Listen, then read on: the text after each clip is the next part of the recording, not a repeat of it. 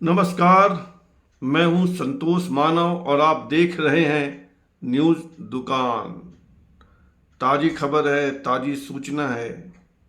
Opposition की पार्टियों का जो गठबंधन बन रहा है, हालांकि उस गठबंधन के बनने पर संदेह के बादल अभी छटे नहीं हैं। फिर भी जो गठबंधन बन रहा है, आकार ले रहा है, उसका नाम तय हो गया है। हालांकि नाम की औपचारिक घोषणा अभी बाकी है और यह नाम बताया जाएगा, इसका खुलासा होगा, इसके बारे में जानकारी दी जाएगी अगले माह जुलाई में 10 या 12 जुलाई को, जब हिमाचल प्रदेश की राजधानी शिमला में विपक्षी दलों की बैठक होगी, तो उसी में इस नाम का खुलासा होगा। और यह नाम वामपंथियों की तरफ से आया है, ये उनका आइडिया है। सीपीआई, एमएल, सीपीएम, उन्होंने यह सुझाव दिया कि इस गठबंधन का नाम यह रखिए। यह बीजेपी के गठबंधन को जवाब होगा, क्योंकि बीजेपी राष्ट्रवाद की बात करती है, तो इससे मिलता जुलता नाम इन्होंने भी रखा है। नाम मैं आपको बता देता हूं और साथ में यह भी बता दूंगा कि इस गठबंधन का अगर वह बन जाता है तो बीजेपी पर कितना, कहां और क्या असर होगा भी या नहीं। क्या यह गठबंधन बीजेपी को सत्ता से बाहर करने में कामयाब होगी? क्या यह गठबंधन नरेंद्र मोदी से कुर्सी छीन लेगा, या सब कुछ दिवा स्वप्न बनकर रह जाएगा? सभी प्रश्नों का जवाब एक एक कर मिलेगा। बने रहिए मेरे साथ। हाँ, तो ये जो गठबंधन बन रहा है, इसका नाम रखा गया है पीडीए। अब आप फुल फॉर्म पूछेंगे इसका, तो फुल फॉर्म होगा पेट्रियोटिक डेमोक्रेटिक अलायंस। अगर आप हिंदी पूछेंगे तो इसका हिंदीकरण इस तरह कर सकते हैं, राष्ट्रभक्त लोकतंत्रवादी गठबंधन या मोर्चा।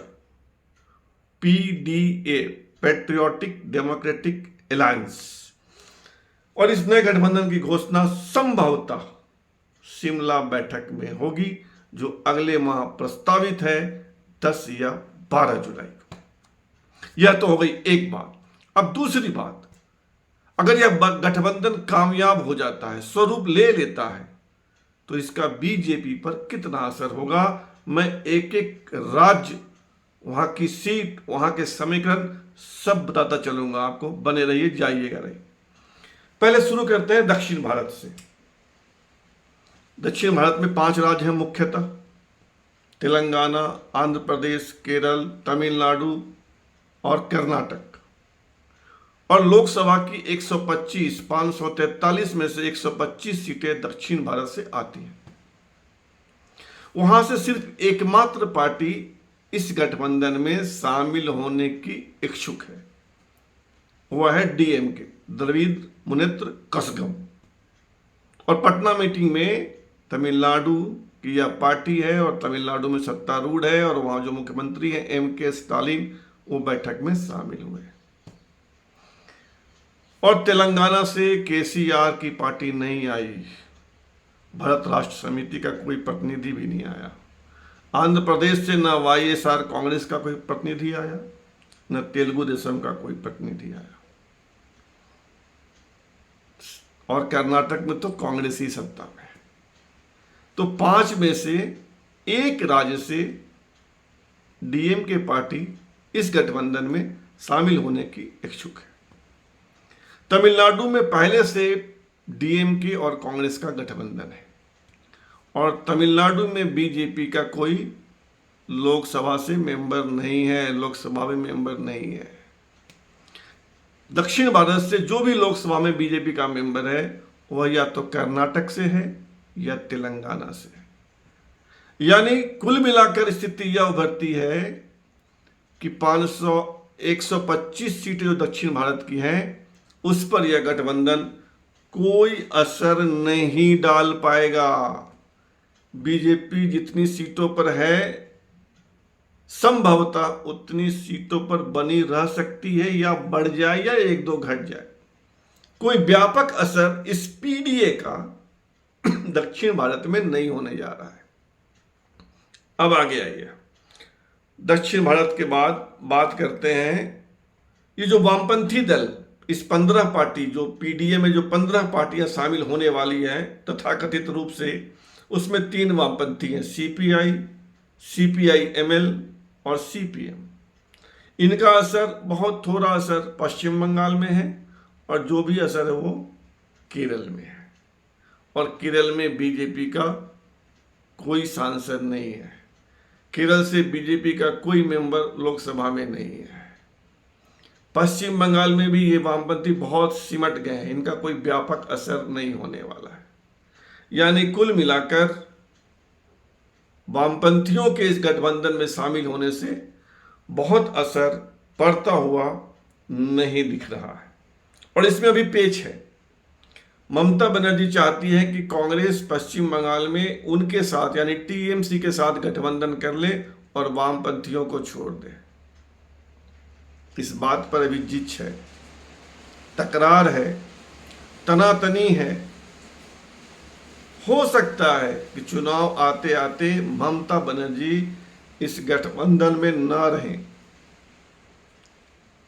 वो पीडीए को टाटा बाय बाय कर दे, जो पीडीए बना भी नहीं है। यानी पश्चिम बंगाल में जो बीजेपी की 16 सीटें हैं उस पर भी कोई असर पड़ता हुआ नहीं दिख रहा है। अब आइए महाराष्ट्र।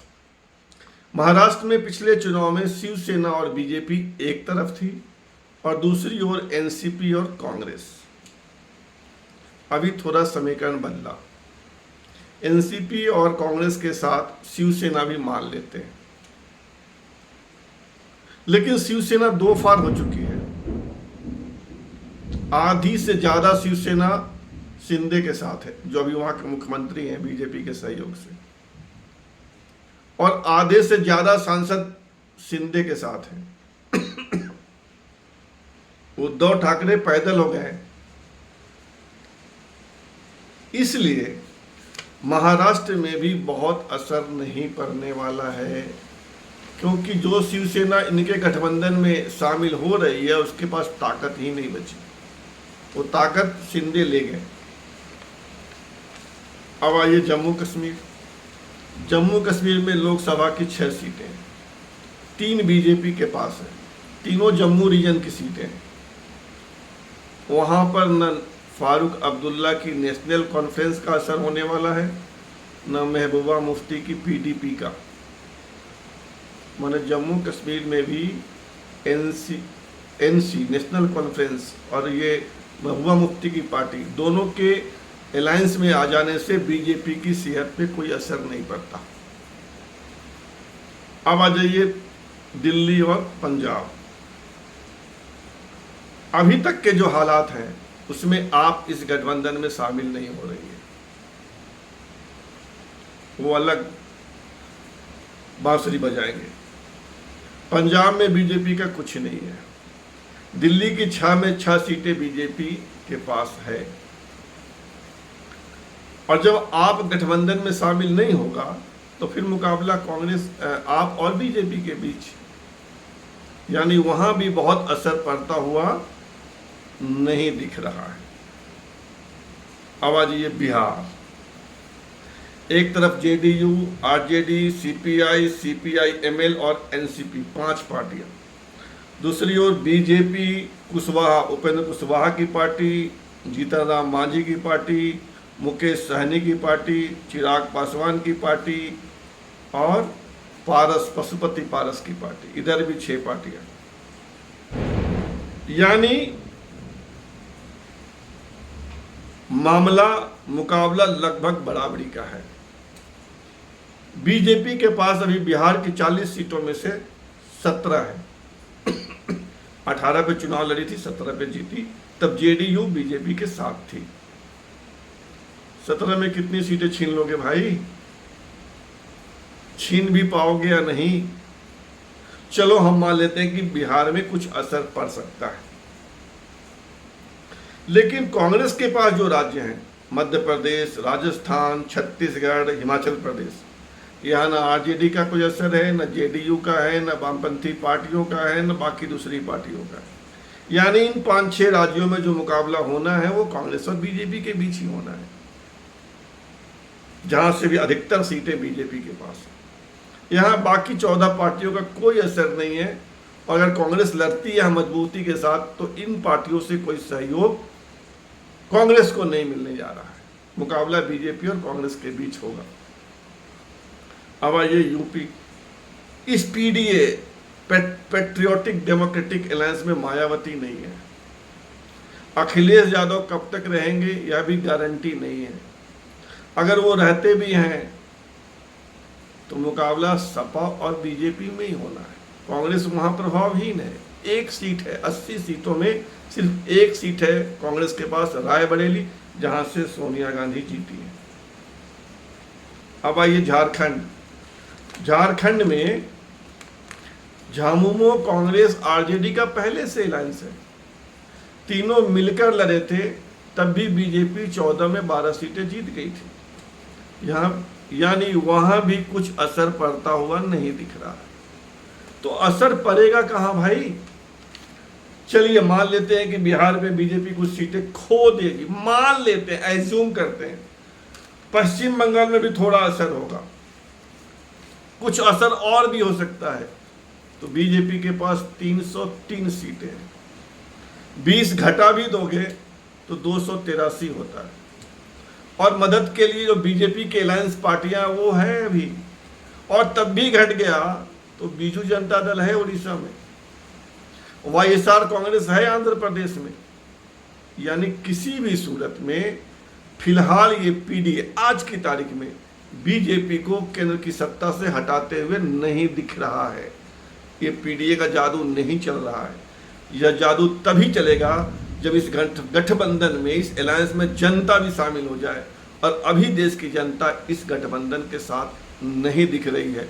कल को हो जाए तो हो जाए, आज की तारीख में नहीं दिख रहा है ऐसा। बहुत निष्पक्ष से बातें हो रही है। तो मान लीजिए कि अगली बार फिर नरेंद्र मोदी, अगर कुछ आसमानी तूफानी नहीं हुआ तो, और होगा तो हम आपसे फिर बात करेंगे। फिलहाल इतना ही, और आपसे आग्रह है कि इस चैनल को ज्वाइन कीजिए और सब्सक्राइब भी कीजिए। धन्यवाद।